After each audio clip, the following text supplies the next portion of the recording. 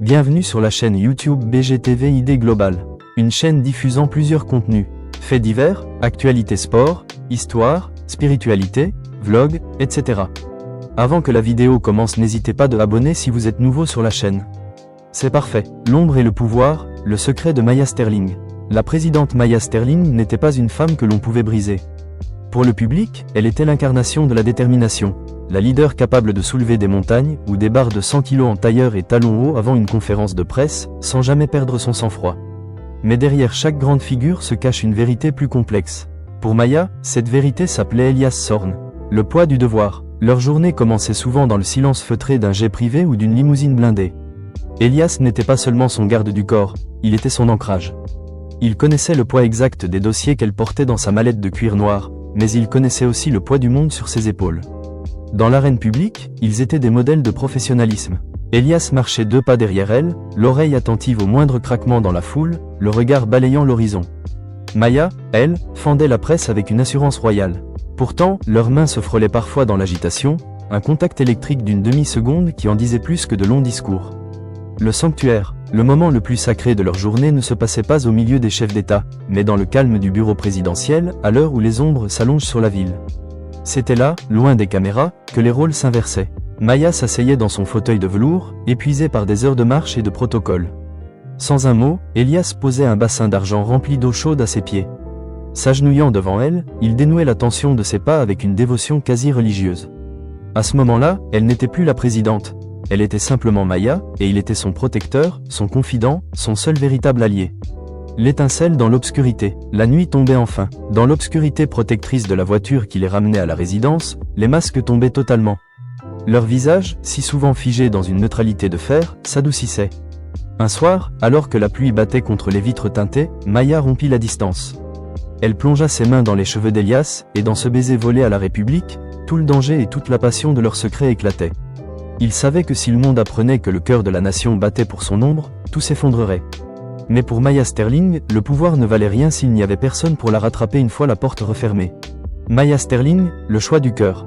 Le scandale que tout le monde redoutait finit par arriver, mais pas de la manière dont les ennemis de Maya l'avaient espéré. Ce ne fut pas une fuite de photos volées, mais un choix délibéré. Au sommet de sa popularité, lors d'un discours à la nation, Maya Sterling posa sa main sur celle d'Elias Sorn, resté comme toujours à ses côtés.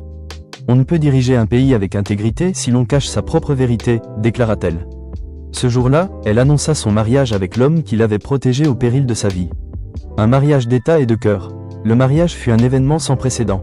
Dans la grande salle de réception, Maya portait une robe d'une élégance architecturale, mais c'est son regard vers Elias qui captivait les foules. Lui, pour la première fois, ne portait pas l'oreillette de sécurité, mais une alliance. Ils avaient choisi de transformer le protocole en une célébration de la loyauté. La présidence et la maternité. Quelques mois plus tard, la nouvelle fit le tour du monde. La présidente attendait un enfant.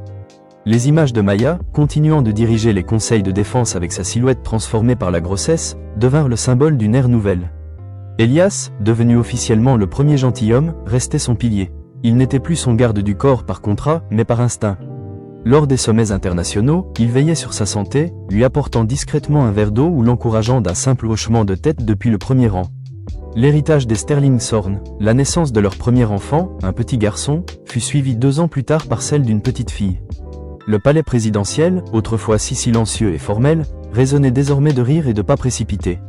On voyait souvent Elias dans les jardins, portant l'un de ses enfants sur les épaules tout en discutant stratégie avec Maya. Ils avaient réussi l'impossible, fusionner 2 mondes que tout opposait. Élever une famille sous le regard constant des caméras, sans perdre leur authenticité. Prouver que la force d'une dirigeante est décuplée lorsqu'elle est aimée pour ce qu'elle est vraiment. À la fin de son mandat, Maya quitta ses fonctions non pas avec un sentiment de perte, mais de victoire. Elle tenait la main de son mari, et ensemble, ils s'éloignèrent vers une vie où Elias n'avait plus besoin de marcher 2 pas derrière elle, mais bien à ses côtés, d'égal à égal. Voici la conclusion de l'épopée des Sterling Sorn, marquant la transition d'un règne à une dynastie. Le nouveau chapitre, l'héritage de la force. Après des années passées sous les projecteurs de la scène internationale, Maya et Elias s'offrirent enfin une parenthèse de liberté. Les vacances à la plage n'étaient pas de simple repos, mais une célébration de leur survie et de leur amour. Sable, mer et discipline. Loin des palais de marbre, la famille profitait du soleil sur une île isolée. Maya et Elias, fidèles à leur discipline de fer, ne délaissaient pas pour autant leur entraînement. Chaque matin, la salle de sport de la villa devenait le terrain de jeu de la famille. Pendant qu'Elias soulevait des poids impressionnants sous l'œil admiratif de ses enfants, Maya leur apprenait l'importance de la posture et du souffle. Les enfants, s'essayant à de petits haltères en mousse, imitaient le sérieux de leurs parents. C'était une transmission de valeurs. La force physique n'était rien sans la force mentale. Le dîner de la passation. Le soir, sous une tonnelle fleurie face à l'océan, la famille se réunissait pour un dîner aux chandelles, bercé par le bruit des vagues. C'est dans cette intimité, autour d'un repas simple mais raffiné, que la grande décision fut scellée. Maya regarda Elias, l'homme qui avait commencé comme son ombre et qui était devenu sa lumière. Elle voyait en lui non plus seulement le protecteur, mais le stratège, l'homme de paix que le pays réclamait. Le destin inversé, Elias au sommet. À leur retour, Maya fit une annonce qui ébranla le paysage politique. Elle ne se représenterait pas, mais soutenait la candidature de son mari. Elle qui avait ouvert la voie laissait désormais la place à celui qui l'avait toujours soutenu. La campagne fut fulgurante. Elias Sorn, avec son passé de service et son image de père dévoué, fut élu avec une majorité écrasante. Le jour de l'investiture, les rôles furent officiellement inversés. Elias prêta serment, la main sur la Constitution, devenant le nouveau président. Maya, rayonnante et fière, se tenait 2 pas derrière lui, un sourire complice aux lèvres.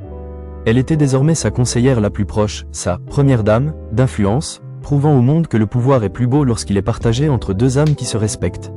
La dynastie Sterling-Sorn ne faisait que commencer, portée par une nouvelle génération qui grandissait déjà dans l'ombre du bureau ovale. L'histoire d'Elias Sorn et Maya Sterling prend désormais une dimension humanitaire mondiale, transformant leur pouvoir politique en un levier pour le progrès et la solidarité internationale. Le président du peuple est la visionnaire. Dès les premiers mois de son mandat, Elias Sorn impose un style nouveau, la présidence de proximité. Il ne se contente pas des rapports officiels, il se rend là où le besoin est le plus criant.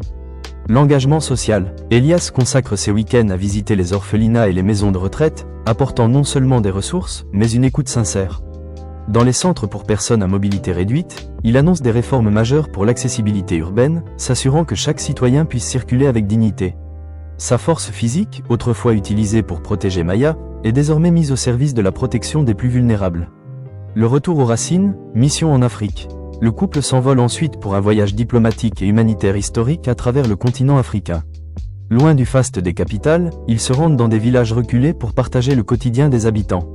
Action humanitaire, dans un orphelinat local, Maya et Elias participent personnellement à la distribution de repas, créant des liens directs avec les enfants.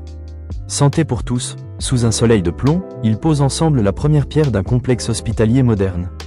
Ce centre, financé par leur fondation, est conçu pour offrir des soins de pointe à des milliers de familles. L'Afrique du futur. Maya Sterling, avec son esprit tourné vers l'innovation, pilote le volet technologique de leur projet. Elle est convaincue que l'avenir se joue dans l'éducation et l'écologie. Le hub technologique, ils inaugurent un centre universitaire doté d'outils informatiques de dernière génération. Ordinateurs quantiques et laboratoires de robotique sont mis à disposition des étudiants pour qu'ils puissent inventer les solutions de demain. Mobilité verte, dans une métropole en pleine expansion, ils déploient une flotte de véhicules électriques et des stations de recharge solaire, prouvant qu'un développement rapide peut être durable.